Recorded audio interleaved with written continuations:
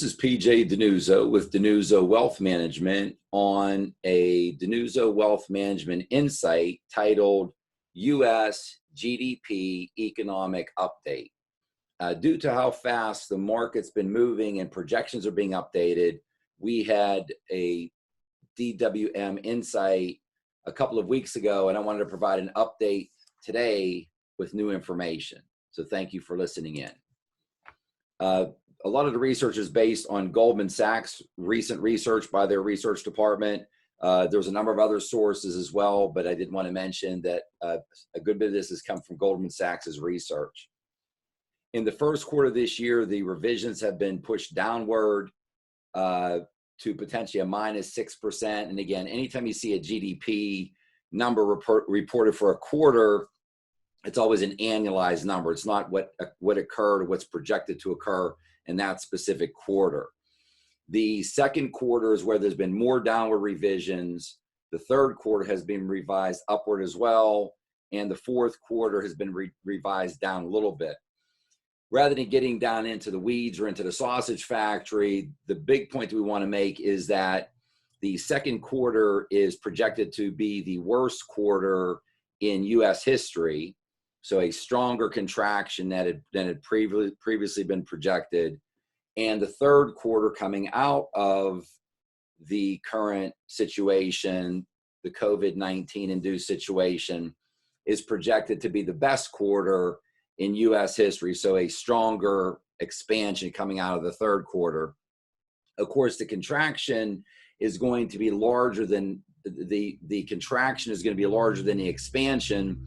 So if you think of this in layman's terms, that while these shops and stores and manufacturing plants are closed, there's literally missed opportunity. There's missed business activity and revenue generated for organizations while everyone's at home.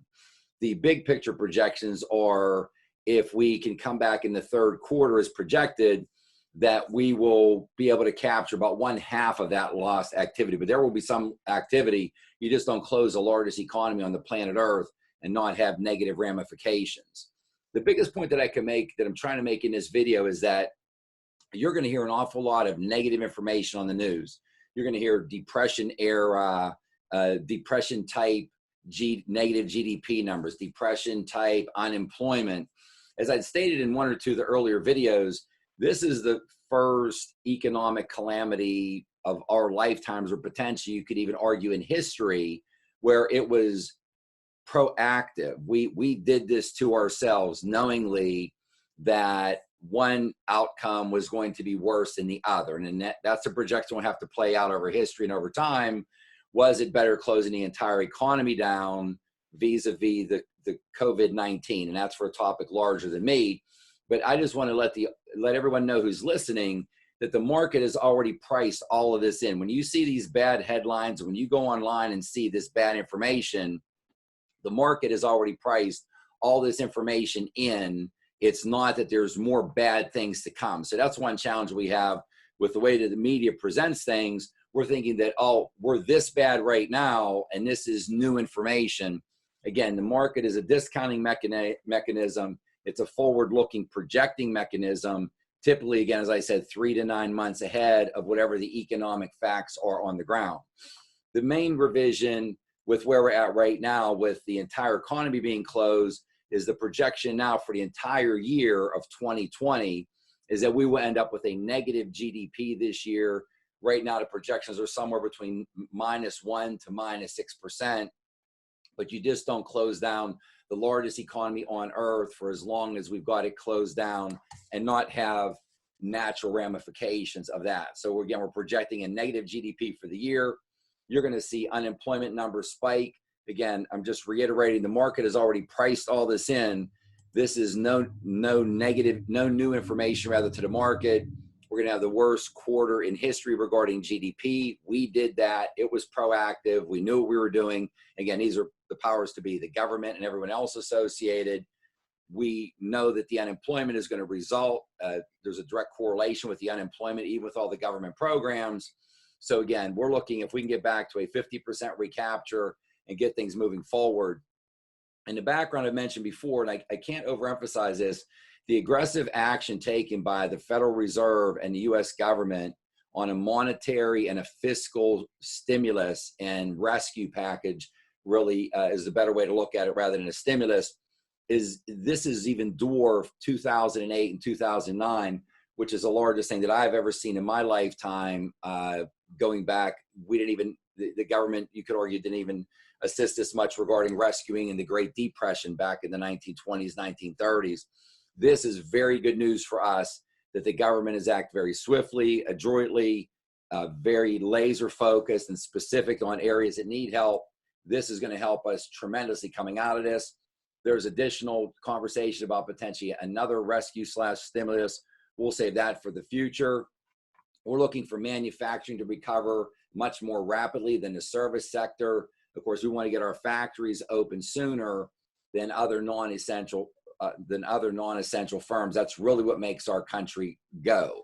We're looking for a gradual recovery in output starting somewhere between May and June. And again, we're in a situation right now where every day earlier is an enormous help. Every week earlier is enormous help. But right now, the best projections are a gradual, as I mentioned before, stepped in recovery in output starting in May or June.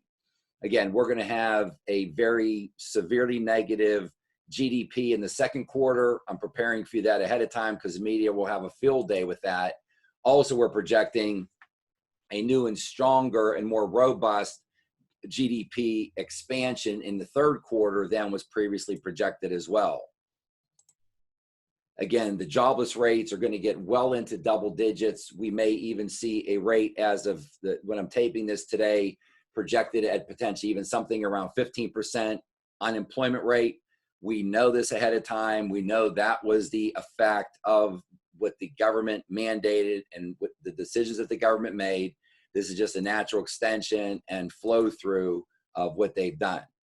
Again, I like to remind folks that even if we go back and look into periods that were horrific for, you would think for the economy, World War II, the stock market had tremendous returns throughout a consecutive 4-year period when we were in World War II. So there's not a one-for-one cause and effect. The capital markets are always looking forward, and we don't want to get caught up in today's news that's already priced in. Okay, again, the Great Recession, which was the worst economy of our lifetimes that we had seen, with a severe contraction with the credit markets, we had a low of between 8 to 9% GDP contraction in the fourth quarter of 2008. So this will literally be materially worse and more of a contraction because we're closing the entire economy down. So again, my purpose today is just to give you a heads up. The media, again, will have a field day with this. We're talking about how negative the GDP is and how bad the unemployment numbers are. And we're very sensitive to that. But again, this was a proactive decision by the government, and that is what caused the numbers to be as bad as they are going to be, not the underlying fundamentals of if it was a supply shock as we had in 1973, 1974, which was a genuine challenge, the supply shock that we had to our economy, or a demand shock that we had because of the Great Recession in 08, 09.